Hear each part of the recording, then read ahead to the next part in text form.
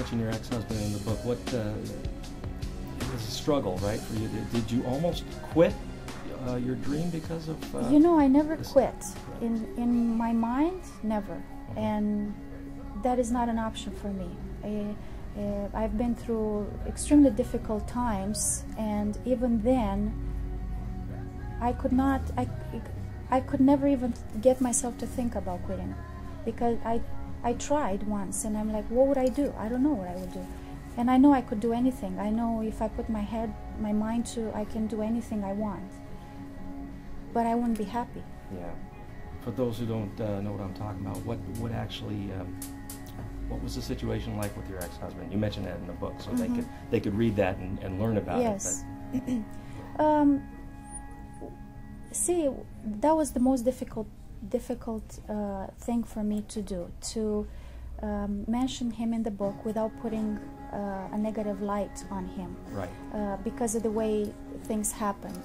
He did stop me from singing. He didn't want me to sing anymore, and he put me down tremendously. And see, I have a totally different understanding now than what I had at the time. At the time, I was very angry with him, and he basically, like, I got in the hospital. And there are many things that I didn't put in the book simply because it would put too much of a negative light on him, and that was not my focus. You didn't want to portray him as a villain. No. Yeah. He had his way of thinking. He had maybe some fears. Maybe he did it out of love because he didn't want me to not succeed and waste my life.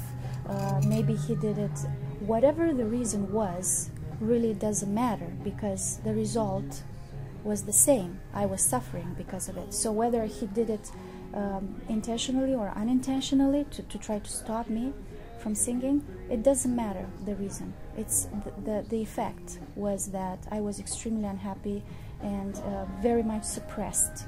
And it would be very easy for me to start and you know, just talk bad about him, but there is no point, because it's not going to help anybody. And again, he has his own perspective, right? I have mine, and they clash. They don't go together. So I had to go my way after 5 years. Yeah. If you were talking to somebody who was a performer that you were giving advice to, and she was having a similar situation where it could be a little bit different, but she's trying to break free of something that's holding her back, what would you tell her? She has to go that way. Whatever I'm not going to tell anybody divorce. That is definitely not what I want to imply here. I think there's always a way to communicate with your partner and try to make that person understand that this is who you are and this is what would make you happy. Talk reasonably. Explaining exactly how you feel, and if that person doesn't get it or doesn't want to get it, then it's whatever it is, but you have to try that, right? That'll lead us into your husband. How did you two meet, Pino? We met, again, when I was kind of forced to give up singing. I had to find a job, and I went to college, became personal trainer, and I met him at the gym. He actually gave me a job. And we didn't really like each other for about a year. Actually, I quit the job months later, and we didn't see each other for almost 8 months. And so is he running everything? Is he running the show behind the scenes while you do stand out in front and do the performing and the signing? Yes, it is a family business affair. When did you decide to do this as a partnership? So to speak, you know, the two of you do this together. When I saw that he is 100% behind me, who else? What better person? You know, like when someone believes in you so much, 100% to the point where he doesn't care where you want to go. LA, okay, let's go. What is your daughter's name? Elisa. How does she like what you do? She loves what I do, and she brags to everybody. I'm going to Hollywood. What is it like to tour, do things like this, and perform while trying to raise her? It's very natural. She was involved in everything that we did ever since she was born. To her, that's why she was here talking to me while talking to you, because to her it's so normal. This is my life, she thinks too, right? So I try to keep her involved as much as I can in everything that I do. I don't want to put her with babysitters, and she comes with us everywhere.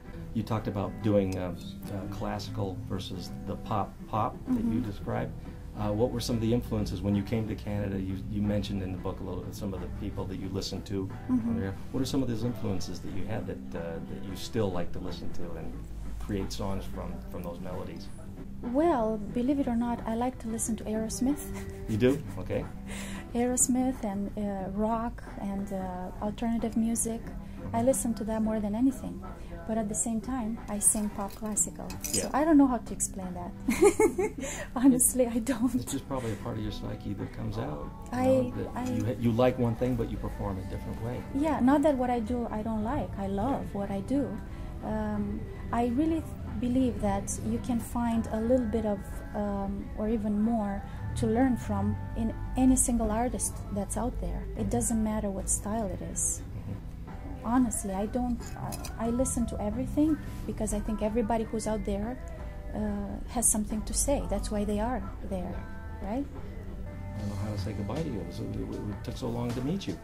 It was about, how many, 4 or 5 months we've been... Yes, I know, yeah. But we don't have to say goodbye. Good. Right? This is just the beginning. It was nice to meet you. Very nice to meet you. And it's Thank Angelica, you so much correct? Angelica, yes. Yeah, everybody wants to say Angelica. I want to make sure that they understand it's Angelica. Angelica, yes. Very nice to meet you, and good luck, and God bless you, okay? Thank you, you too.